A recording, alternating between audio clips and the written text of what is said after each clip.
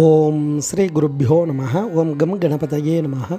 நம்ம ஸ்ரீநிகேதன் வலைதளம் வாயிலாக முருகப்பெருமானுடைய சஹஸ்ரநாமத்திலிருந்து தினமும் ஒரு நாமாவளியை சிந்திச்சுருக்கோம். இன்றைய தினம் 653வது நாமாவளியாக ஓம் மகோதராய நமः.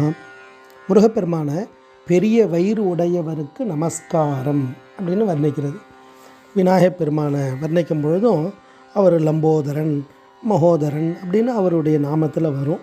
அவருடைய ரூபத்தை பார்த்தாலும் அந்த பெரிய வயிறு தெரியும். இந்த இடத்துல முருகப்பெருமான் அப்படி வர்ணிக்கிறது அப்படின்னா அதனுடைய தத்துவம் என்ன? குமார பரமேஸ்வரன் விராட் புருஷனாக இருக்கும் பொழுது உலகத்தில் இருக்கக்கூடிய எல்லா சக்திகளும் எல்லா ஆத்மாக்கள் எல்லாமே அவர் வைத்துக்குள்ளே தான் போய் ஒடுங்கிடும். அப்போ அந்த சமயத்தில் அவர் எல்லாத்தையும் தன் வயிற்றுக்குள் அடக்கியவராக இருக்கார். அதாவது தன்னுள் அடக்கியவர். உதரம் அப்படின்னா வயிறு, ஒரு வஸ்துனுடைய உட்பகுதின்னு பேர். ஒரு வஸ்து, ஒரு பொருளுடைய உட்பகுதி, அதுக்கு பேர் உதரம்னு பேர். அப்போ எல்லாமே போய் சுவாமி கிட்ட போய் அடங்கிடும். அதனால தான் சிவலிங்கம், லிங்கம்னாலே அடையாளம். லயம் கச்சதீதி லிங்கஹா. பிரளய காலத்தில் எல்லாம் ஒரே இடத்துல ஒடுங்கிடும்.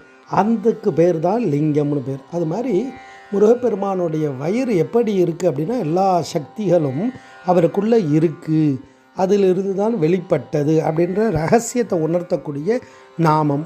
அப்போ அவர் உடம்புக்குள்ளே எல்லா சக்தியும் இருக்குது அப்படின்னா அப்போ நமக்கு என்ன வேணுமோ அவர்கிட்ட கேட்டு வாங்கிக்கலாம்.